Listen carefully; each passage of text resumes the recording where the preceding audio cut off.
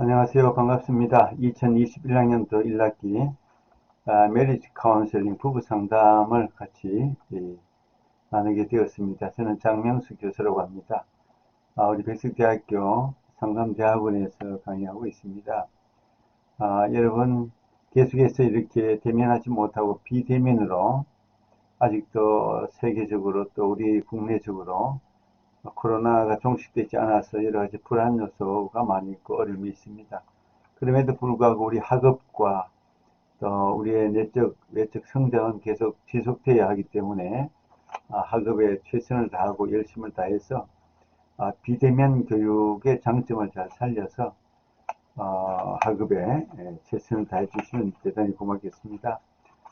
커플 카운슬링은 말 그대로 현대 사회에 가정의 문제, 부부의 문제가 많이 있기 때문에 우리 한국에서도 또 미국이나 유럽에서도 부부 상담은 많이 유용하고 또 필요성이 아주 크게 고조되어 있고 현대 사회 특별히 우리나라는 결혼율이 상당히 낮은 반면에 또 이혼율은 상당히 높기 때문에 부부의 문제가 우리 가정적인 또 사회적인 문제에 있어서 큰 비중을 차지한다고 볼 수가 있습니다. 이번 학기를 통해서 부부 문제의 중요성과 부부 상담의 어떤 개념 정의 내용을 잘 숙지해서 상담사로서 부부 상담사로서 많은 유익이 있고 자기 성장과 발전이 있는 그런 시간이 되었으면 좋겠습니다.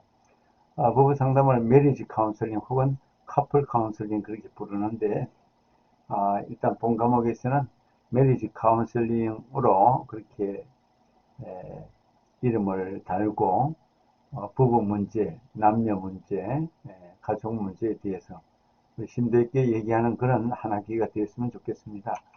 먼저 이번 학기의 교과 안내입니다.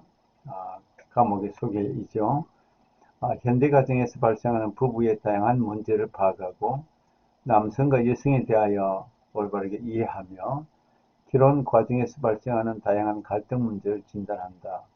부부 상담자로서 부부 상담의 다양한 이론들을 습득하고 치료 계획의 수립과 해결 방안을 학습하여 부부 상담을 수행하는 유능한 상담자가 되도록 돕는다. 이것이 본 과목의 목적이라고 볼 수가 있습니다.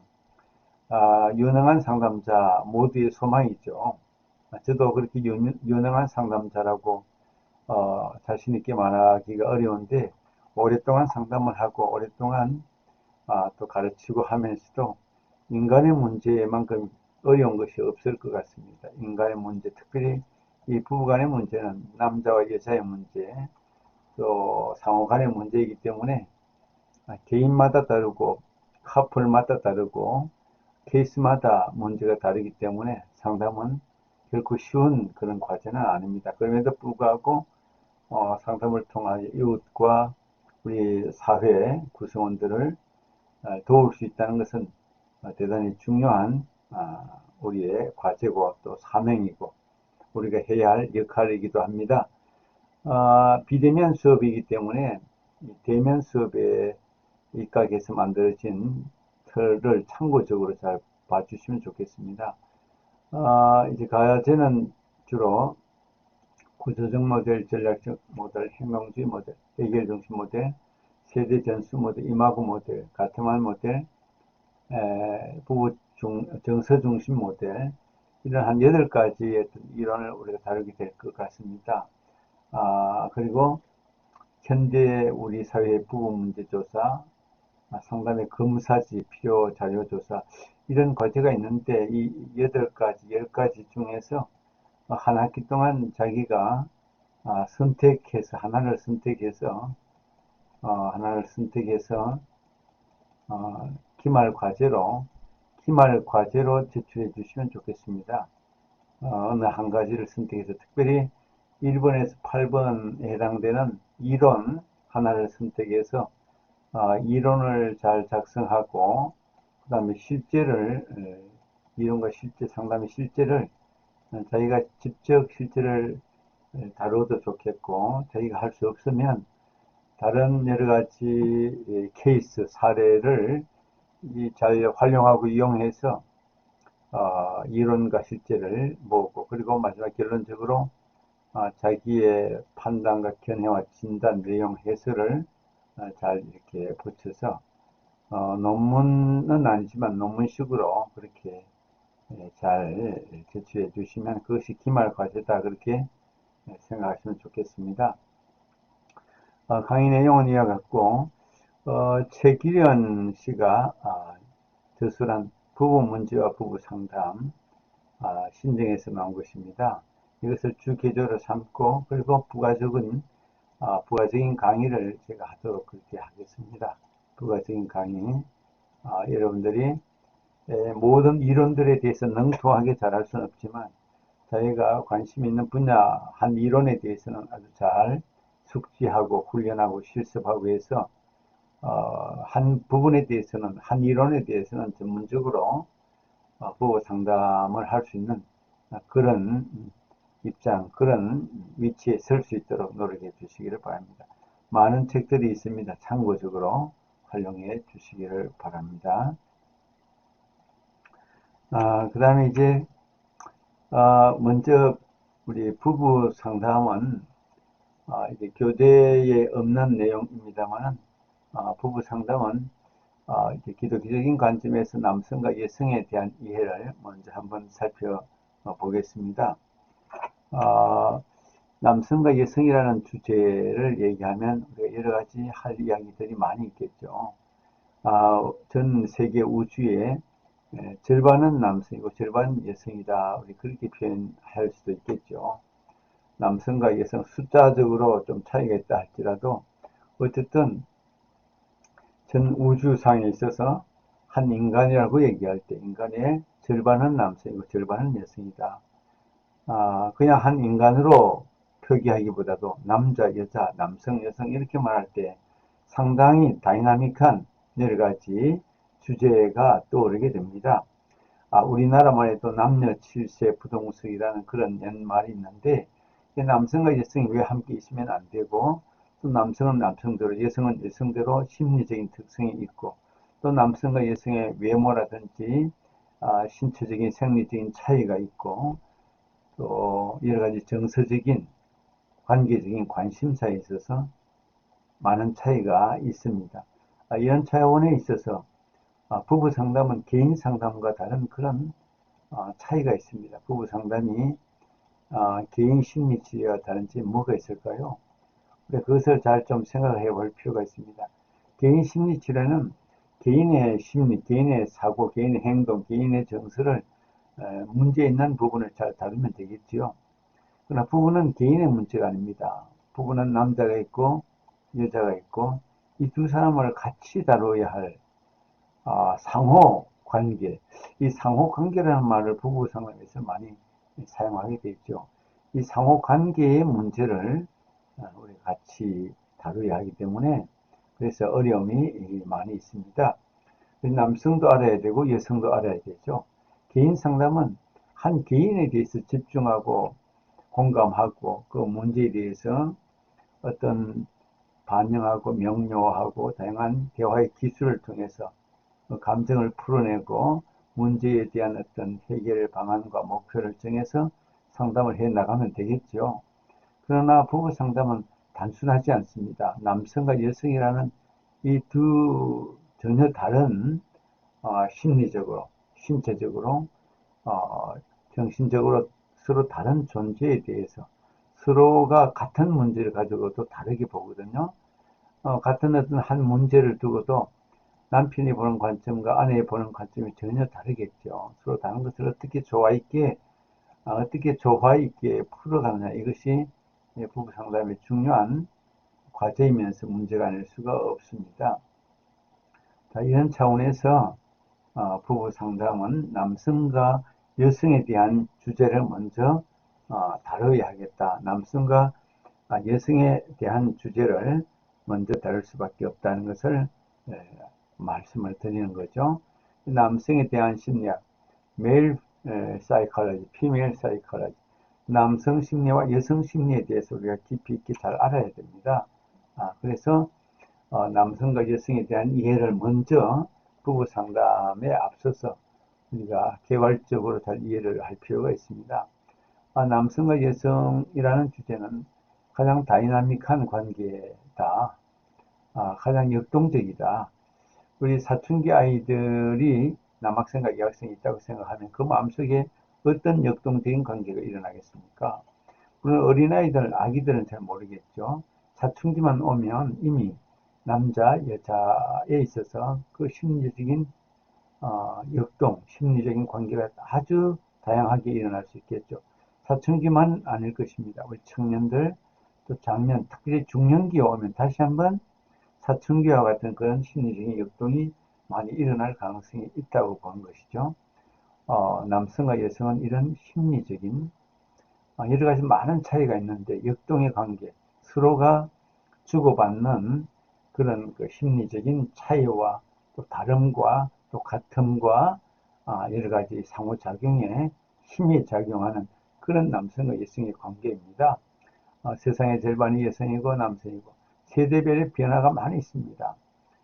유치원, 영아 또는 사춘기, 학년기, 또 청소년기, 청년기, 성인 초기와 중기, 또 노년기에 이르기까지.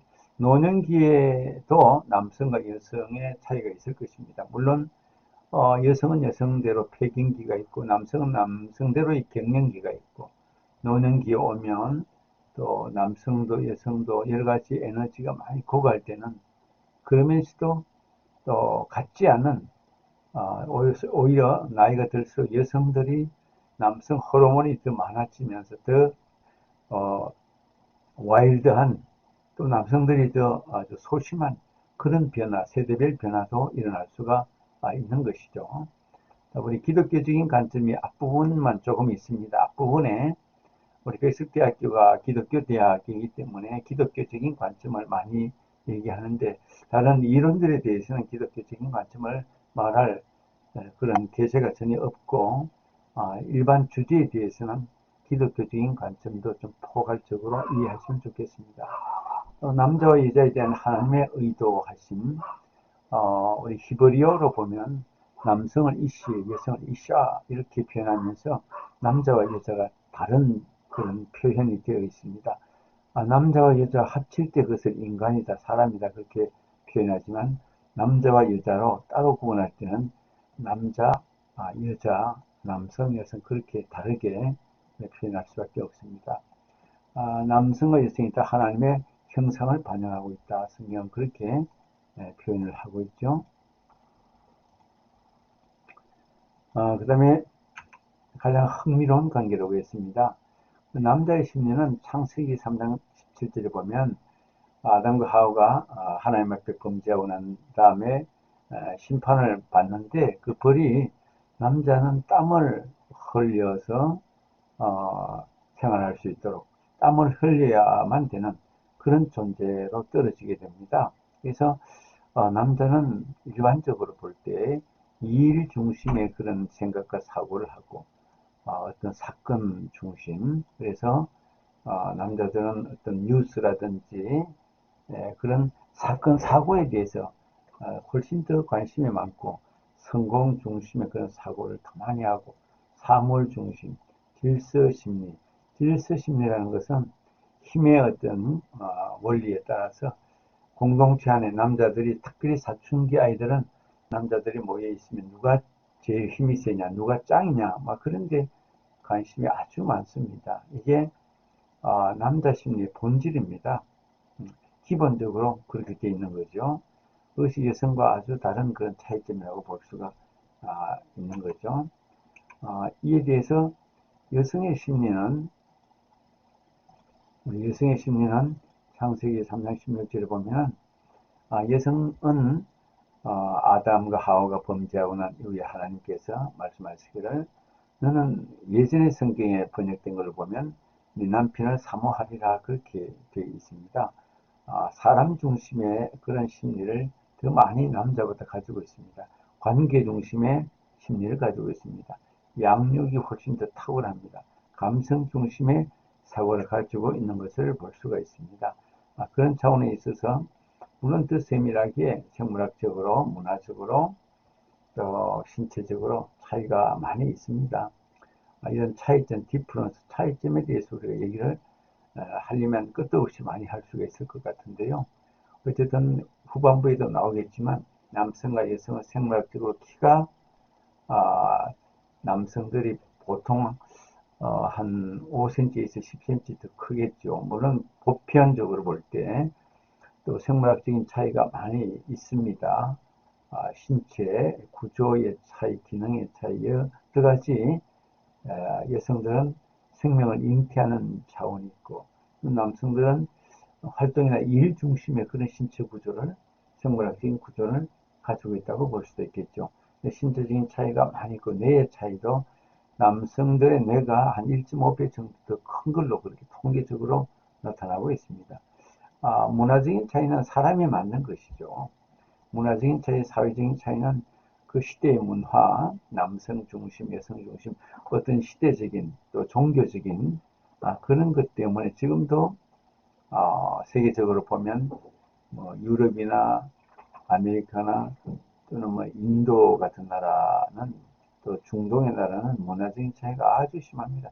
지금도 중동은 일부 다처제가 공인되고 있고 또 사우디 같은 나라는 여성들의 운전 면허증도 최근에 허락할 만큼 굉장한 문화적인 차이점이 있고 또 인도 같은 나라는 아직도 카스트 제도가 있고 여성들에 대해서 성폭력이 제일 많이 일어나는 나라가 아마 인도가 아닌가 그렇게 보입니다. 이렇게 문화적인 차이, 사회적인 차이가 남성과 여성으로서 이론적으로는 그렇게 되어서는 안 되지만 사회적으로 문화적으로 인간이 만들어 놓은 그런 남성과 여성의 차이가 많이 있다는 것을 우리가 생각을 하면서 학문적으로 접근할 때도 이런 문화적인 차이, 사회적인 차이를 무시하고 접근할 수는 없습니다.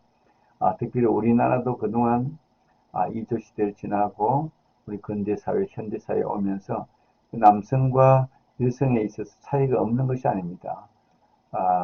그동안 그 남성 중심 그런 사회였던 것이 분명한 사회 구조였었죠. 여성들은 과거에 그야말로 권리가 별로 없었습니다.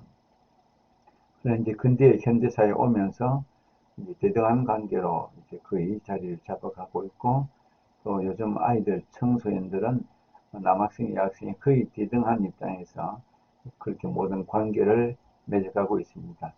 그럼에도 불구하고 기성세대 한 가정에 기성세대와 우리 자녀세대를 보면은 남자와 여자 또 부부 그런 면에 있어서 어떤 갈등이 생겼을 때 부부 문제라는 이런 갈등이 생겼을 때 젊은 세대하고 기성세대는 아직도 관점의 차이, 생각의 차이가 많이 있다는 것을 우리가 부인하지는 못하는 것이죠. 그 다음에 우리 남성과 여성이라는 주제를 놓고 볼 때, 예, 그렇죠. 잠깐만요. 예, 5번째가 왔습니다. 남성이 가장 원하는 것이 있고 여성이 가장 원하는 것이 있다. 심리적으로 서로 다른 거죠. 남성들은 존경받는 것을 대단히 선호하고 좋아한다는 것이 일반적인 경향입니다. 모든 사람이 똑같이 그렇게 평가하기는 어렵습니다. 일반적으로 보편적으로 우리가 볼 때 그렇게 남성의 심리는 존경받는 것을 더 선호하고 좋아한다. 내가 당신을 존경한다 이렇게 하면 대단히 심리적으로 뿌듯하고 좋은 것이죠. 가정에서 아빠 또 엄마가 있을 때 아빠는 존경받는 아빠 이렇게 표현하고 그렇게 존경을 해주면 아빠가 훨씬 더 자부심을 느끼고 또 가정에서 가치감을 더 크게 느낄 수가 있겠죠. 또 나는 그 가정에 또는 부부간에 가족 안에서 필요한 존재가 되는 것. 이것이 남성은 어떤 책임감을 중요하게 생각하기 때문에 필요한 존재가 되는 것에 대해서 굉장히 크게 생각을 하는 것입니다.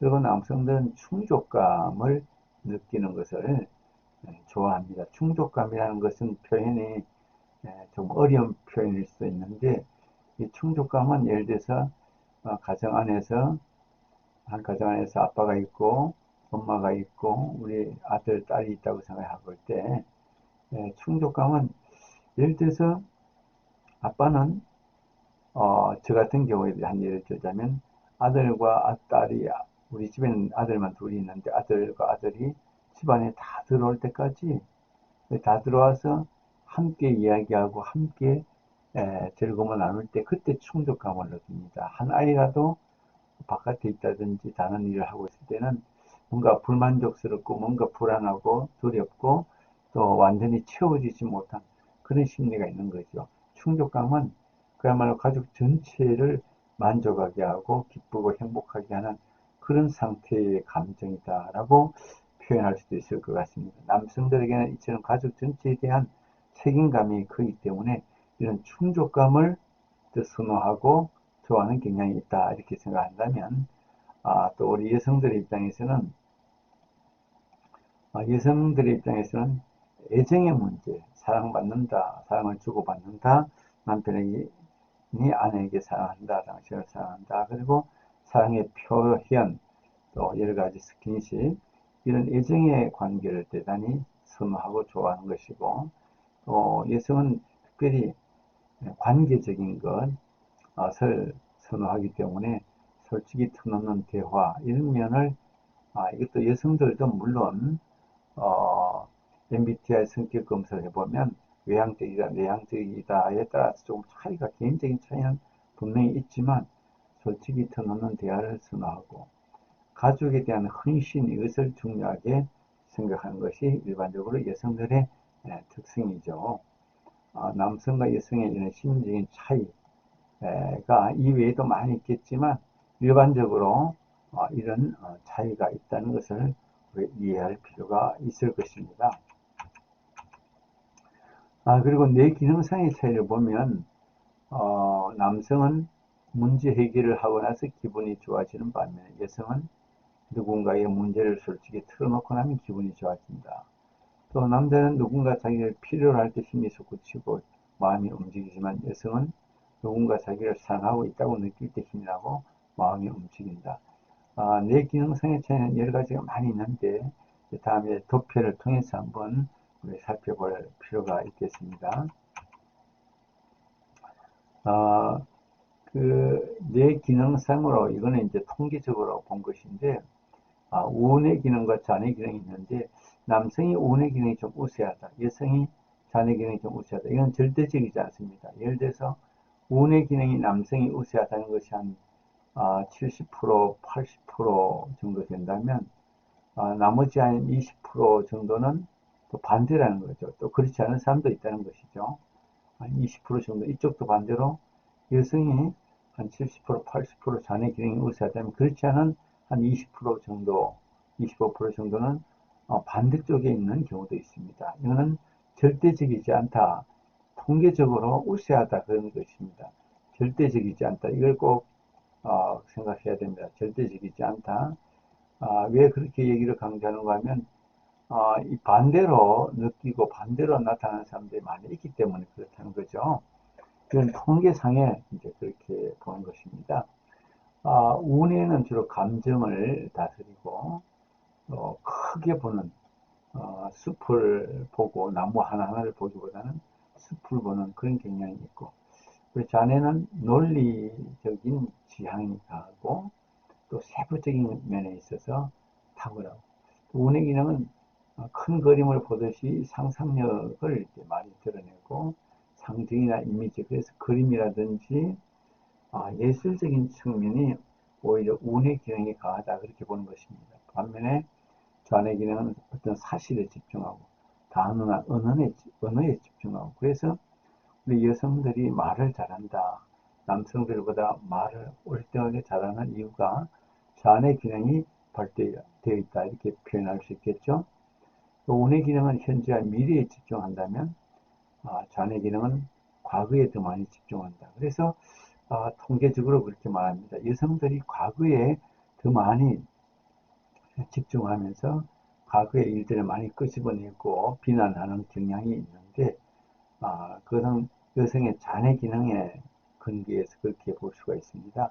운의 기능은 철학 종교적인 지향이 강하고 또 자녀 기능은 수학, 수학과 언어가 이렇게 비슷하게 자녀 기능으로 나타납니다. 과학.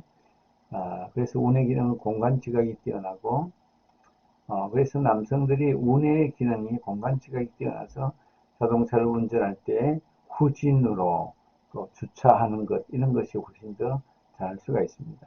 순서 및 패턴 지각이 뛰어나고 자녀는 사물의 기능을 인지하고 사물의 이름을 인지하는 자녀 기능, 공상적이다, 현실적이다, 또 충동적이다, 운해가 자녀는 실용적이다, 위험을 감수한다, 안전을 지향한다.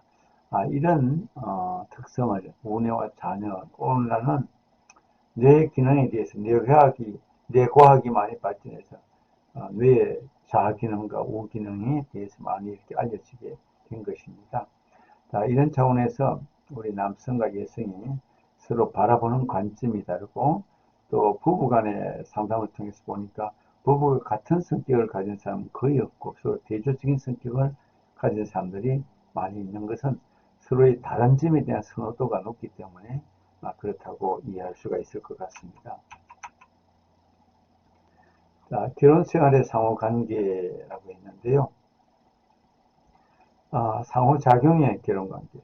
부부는 남편과 아내의 문제는 개인의 문제가 아니고, 개인에 집중하는 문제가 아니고 상호 간에 서로 간에 인터퍼스널, 너와 나 관계 속에서 일어나는 그런 관계다, 이렇게 이해를 하시는 것이 좋습니다.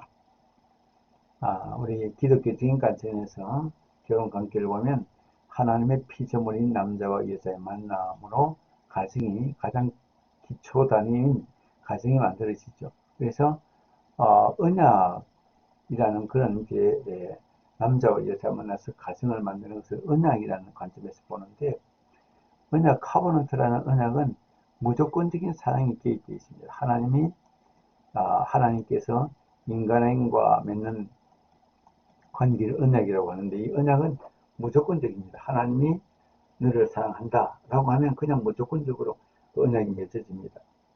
그냥 인간은 순종하면 되는 것입니다. 그것이 언약의 관계입니다. 그러나 계약의 관계는 언약하고 다릅니다. 이것은 너와 나와 플러스 마이너스 옳고 그름 그런 것을 따져서 손해가 보지 않고 이익이 될 때, 서로가 이익이 될 때 계약을 맺습니다.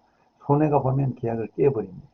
오늘날 결혼은 언약의 관계보다는 계약의 관계에 앞서 있기 때문에 많이 깨어지고 이혼을 한다고 보는 것이죠. 원래 성경적으로 결혼은 언약의 관계다. 두 번째, 그레이스, 은혜의 관계다. 은혜는 용서와 긍휼을 기초로 하고 있습니다. 우리가 은혜로 구원을 받았다. 하나님의 은혜로 구원을 받았다. 하나님의 용서하심과 긍휼하심과 사랑으로 구원을 받았습니다. 내 공로가 없습니다. 은혜의 반대 개념은 율법입니다.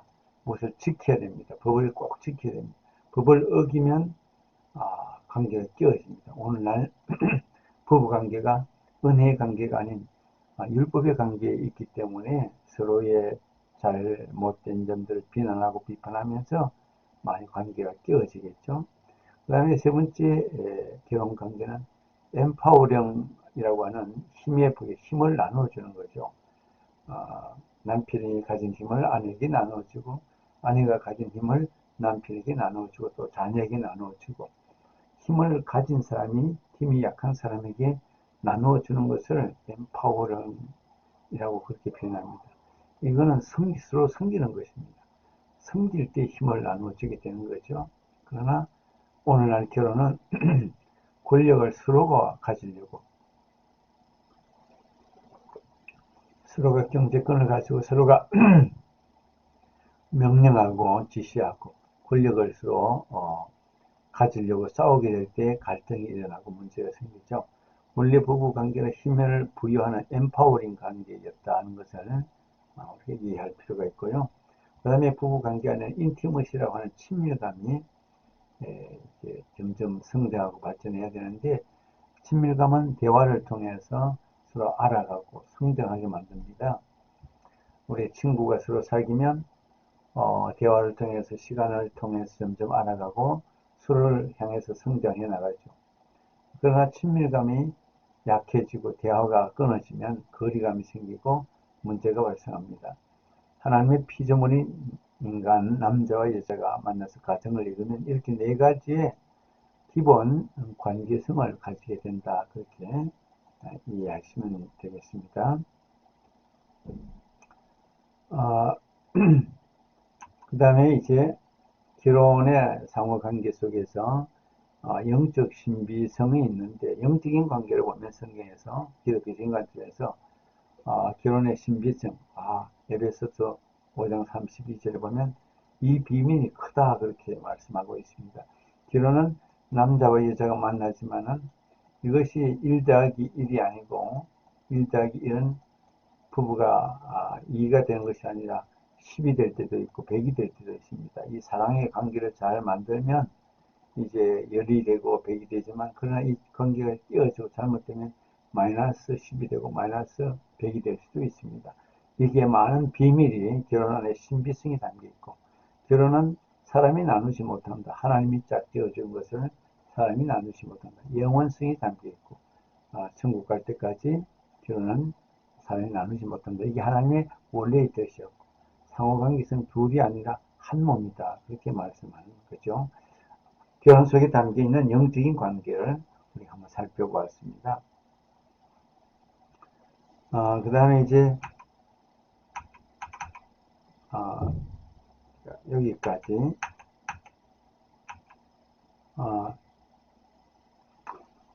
결혼 원리가 있는데, 기독교적인 관점에서 지금 보고 있습니다.